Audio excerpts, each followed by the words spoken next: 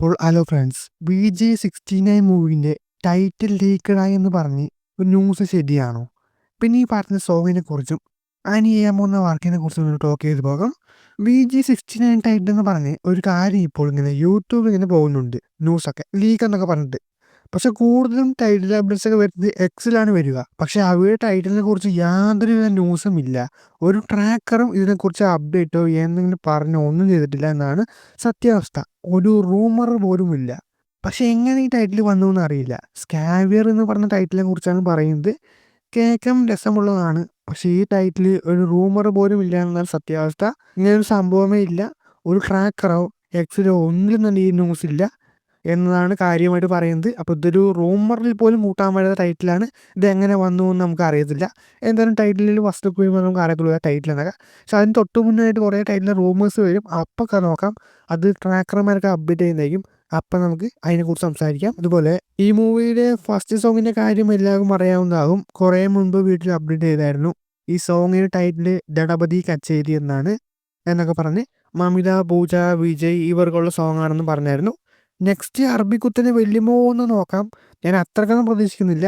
But vibe item ആയിരിക്കണമെന്നേ പ്രതീക്ഷിക്കുന്നുള്ളൂ. ഒരു കിടിലൻ സോങ്, തിയേറ്റർ എക്സ്പീരിയൻസിന് മസ്റ്റായി പറ്റിയ കിടിലൻ സോങ് ആണ് പ്രതീക്ഷിക്കുന്നത്.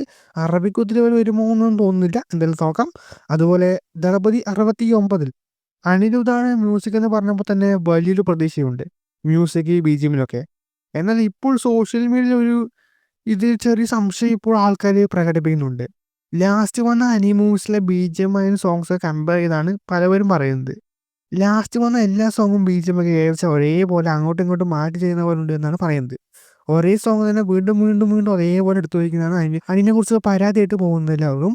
ഇതിന് കാരണം ഒരു മാസം തന്നെ ഇങ്ങനെ ഒരുപാട് പടങ്ങൾ ചെയ്യുന്നുണ്ട്, അതും വലിയ വലിയ ബിഗ് സ്റ്റാർ മൂവീസ്.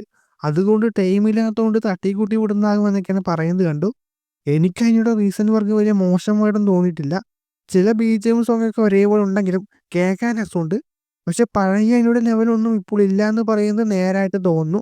ഒരു ബാങ്കർ BGM ഇട്ട് കുറേ ആയി. ലാസ്റ്റ് വന്ന ദേവര BGM സോങ്ങൊക്കെ നല്ലതാണ്, പക്ഷേ അത് മിനിമലായിട്ടേ ഉള്ളൂ. ലിയോ ജയിലറാണ് ലാസ്റ്റ് ഫുൾ സാറ്റിസ്ഫൈ കിട്ടിയ ഐറ്റം. ദളപതി 69 എങ്ങനെയാകുമെന്ന് അറിയില്ല. ബട്ട് ചെറിയൊരു പേടി ഫാൻസിന് ഇപ്പോൾ ഉണ്ട്. നല്ല വർക്ക് തന്നെ കിട്ടട്ടെ. ഇതുവരെ BJ കോംബോ നിരാശപ്പെടുത്തിയിട്ടില്ല. ഞാൻ നല്ലൊരു മ്യൂസിക് വർക്ക് തന്നെ BJ69 പ്രതീക്ഷിക്കുന്നു.